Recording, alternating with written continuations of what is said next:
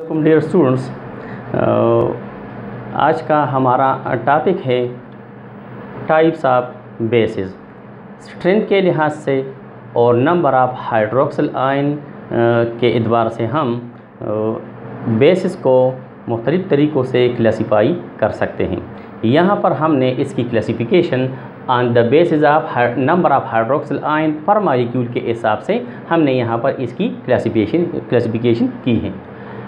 Types of basis, इसमें एक है मोनो एसिड बेसिस और दूसरा किस्म जो है वो पॉली एसिड बेसिस। अब मोनो एसिड बेसिस यानी ऐसे बेसिस जो सिर्फ़ और सिर्फ इसका एक मॉलिक्यूल सिर्फ़ और सिर्फ एक हाइड्रोक्सिल आयन को छोड़ देता है पानी में, या इसको हम कहते हैं कि एक को सोल्यूशन में कोई भी बेस अगर एक हाइड्रोक्सिल आयन देता है तो उसको हम मोनो एसिड बेसिस कहते हैं। The bases which give one hydroxyl ion और one hydroxide ion per molecule are called mono acid bases. अब हमने यहाँ पर सोडियम हाइड्रोक्साइड, पोटाशियम हाइड्रोक्साइड और अमोनियम हाइड्रोक्साइड की मिसालें ली हैं। अगर इसको हम डिसोसिएट करते हैं पानी में तो ये सिर्फ़ और सिर्फ एक हाइड्रोक्सिल आयन पानी में छोड़ देते हैं।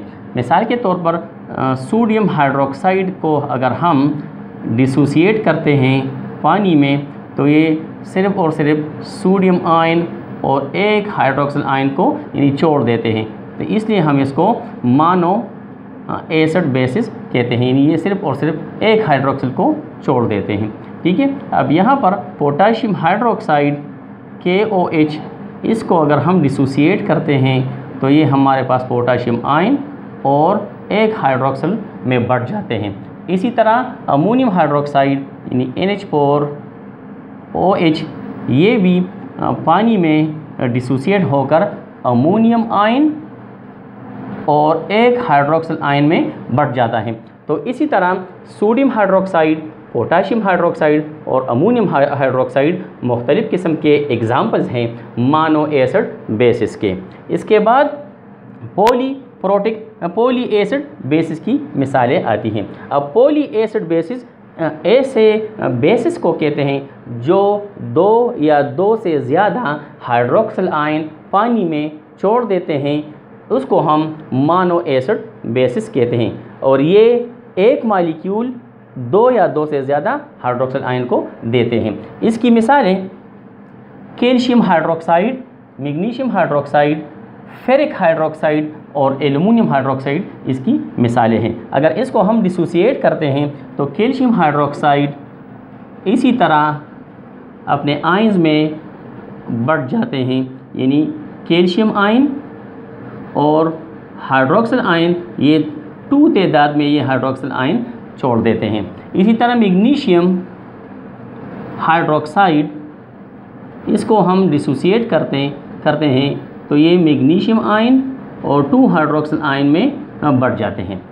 अब फेरिक हाइड्रोक्साइड FeOH3, अगर इसको हम डिसोसिएट करते हैं तो ये फेरिक आयन में और 3 हाइड्रोक्साइड आयन में बढ़ जाता है।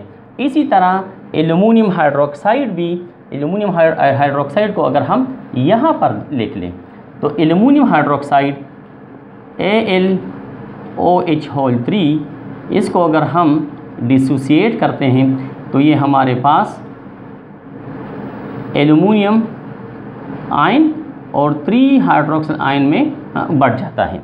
अब यहाँ पर जिस तरह यानी हमने पिछले लेक्चर में हमने टाइप ऑफ एसिड्स में मोनोप्रोटिक एसिड और पॉलीप्रोटिक एसिड की यानी मिसालें दी थी, तो उस पॉलीप्रोटिक एसिड में डाईप्रोटिक भी आता था और ट्राईप्रोटिक भी आता था। अब यहाँ पर भी एक बेस 2 हाइड्रोक्सिल आयन को देता है तो उसको हम पॉली एसिड बेसिस में डाई एसिड बेस कहते हैं, और अगर 3 हाइड्रोक्सिल आयन ये देते हैं, ये 3 हाइड्रोक्सिल आयन को देते हैं तो उसको हम ट्राई एसिड बेस कहते हैं। डाई एसिड बेस और tri acid base.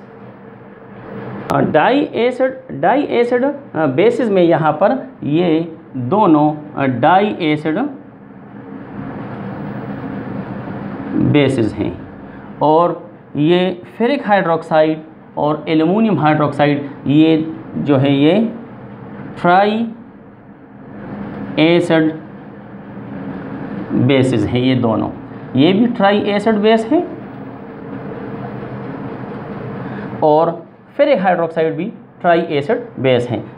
Because aluminium hydroxide और फेरिक हाइड्रोक्साइड ने 3 हाइड्रोक्सिल आयन को पानी में छोड़ा है, तो इसलिए हम इसको ट्राई एसिड बेस कहते हैं। और कैल्शियम हाइड्रोक्साइड, मैग्नीशियम हाइड्रोक्साइड, इन दोनों ने सिर्फ और सिर्फ 2 हाइड्रोक्सिल आयन को छोड़ा है, तो उसको हम डाई एसिड बेसिस कहते हैं। अगर आपको ये वीडियो अच्छी लगी हो तो प्लीज़ हमारे इस चैनल को सब्सक्राइब कीजिए। शुक्रिया।